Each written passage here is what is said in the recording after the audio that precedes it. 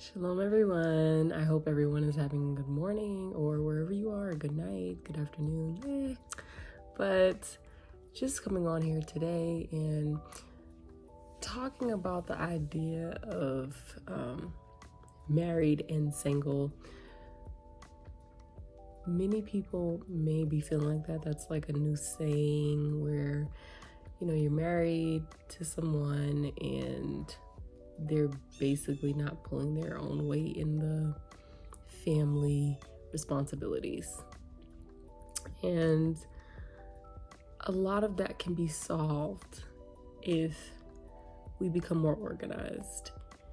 And a lot of those people feel overwhelmed.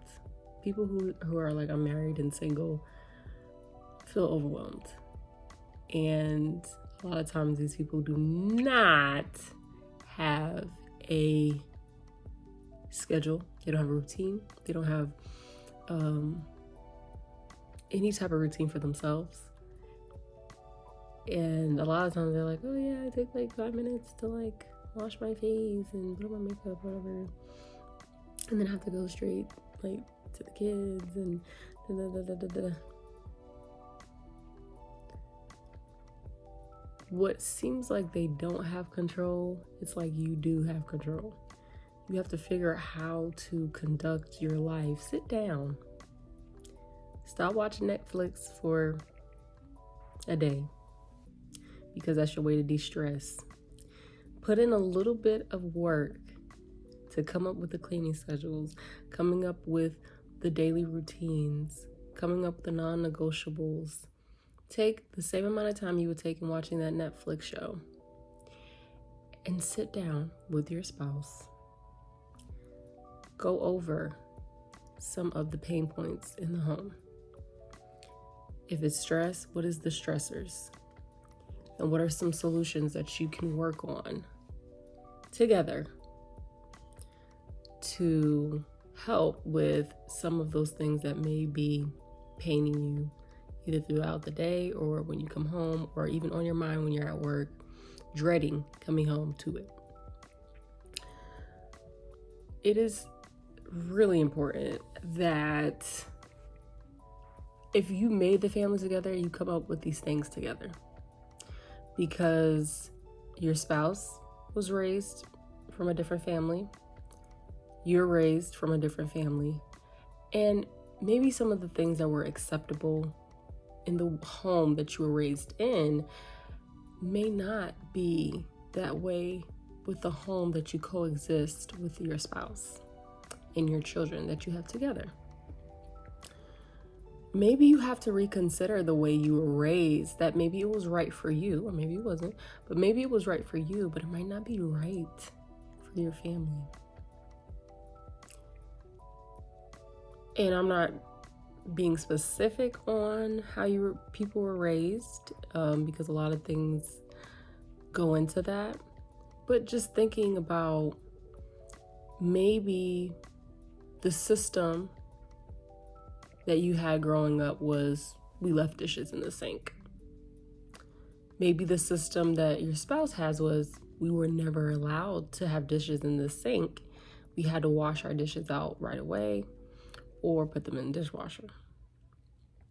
Now, if one of your pain points, one of your stressors is that you are overwhelmed by the amount of dishes that are in your home, one, you need to declutter and see if the amount of dishes you have are the dishes that you need. Do you necessarily need these dishes, okay?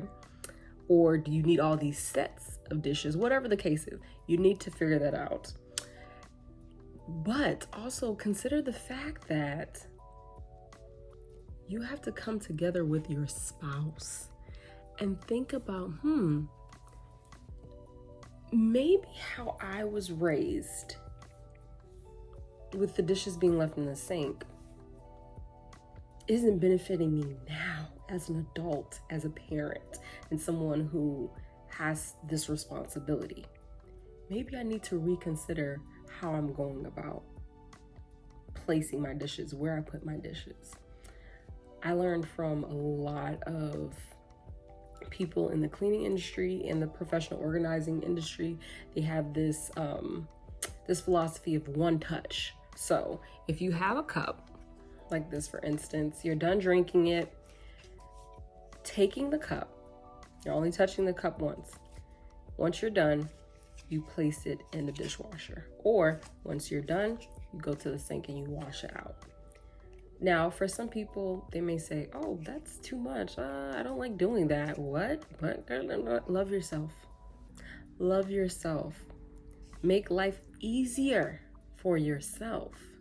And sometimes it takes a little bit more effort than what you were putting in before, which was causing you more stress because you was being lazy. No, let me not. I'm not going to go there. I'm not going to go there.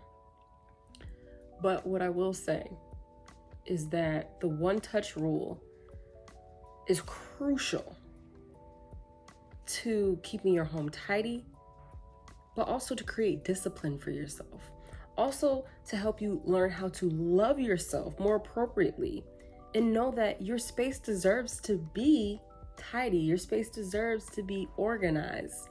Your space deserves to be clean. And when people say, I don't have time, the one touch rule will save you time later. Since you always talking about how you don't have time. Well, we all don't have time, but you have to make time for yourself. And a part of that is making time to make sure that your space is good for you. Your space is good for your family. It's just a tip. You don't have to take it. But if you try it, you will see the difference. Now, it is highly, highly, highly important that you communicate with your spouse. And even if they just don't care because they don't know how to care, you show them how to care. All right? Because life is a learning thing. Whether you learn from your children, your spouses, your in-laws, your parents, siblings, relatives, it's a learning lesson. Well, my man, he's supposed to be the leader. He's supposed to lead. Well, you know what? That doesn't mean he's not learning. That doesn't mean he's not learning from the things that you're doing. That doesn't mean that he's not learning that every time you have to do the dishes, you have a mean mug face and you murmuring stuff under your breath that are negative about him and y'all kids. He learned that. He learned that you do that. So why don't you think he can learn from you how to organize the space and organize the home to where you have to consider the fact that maybe he didn't learn this. It's all right. If he didn't learn this, that's cool. We both grown. Hey, I know something that you may not know. Let's have our weekly meeting and let me show you what I've been doing. Because maybe this will help you. You know, I've seen that, you know, you seem a little stressed about the dishes being, you know, your dishes being everywhere. Or, you know, I've been trying this new routine out and I just kind of want to hear what you think about it, you know, and see if you can support me in it. It's all about approach. It's all about how you're going to approach your spouse about these things. You can't just think that, oh, well, they should already know how to do this because I'm not their mother, and that's okay. You don't have to be their mother. They don't want you to be their mother. They already got a mama. They already got a dad. They don't want you to be the dad. But there's nothing wrong with learning from your spouse. There's nothing wrong with learning from your children. My son wants to vacuum every day. You know what that teaches me? One, I need to teach him how to vacuum. And two, well, why not vacuum every day? I have allergies, severe allergies. And why not vacuum every day? That's going to help me out. And it's going to make him happy because some reason he loves the vacuum. So these are the things that you have to consider, you have to think about, you have to be aware of. And when you notice those things, you run with those things in a positive way. Run to the positive direction, the positive side of things. Don't run to the negative, and now you in your head and you in your feelings and you like so upset and so mad. But it's because you're not organized. That's the root of the problem. You're not organized. You're taking a system that you were raised in as a child. You're trying to bring it into your new home with people who you didn't grow up with, and you're trying to force it on them instead of communicating and coming up with a system that's going to work for everybody. Not just for you, mama, or dad, or grandma, but for everyone in the home, so that everyone can contribute. And some sisters may come at me and say, my husband, he ain't never gonna have to touch a mop. He ain't never gonna have to. Girl, do you know something can happen to you? Your leg, you could break your ankle. You could twist your wrist. There was one time I was working so hard because I wasn't organized at first. And I was working so hard. I dug myself a hole because I said, well, you know what? Now this is before I had kids. I said, you know what? If I clean the house all in one day, right?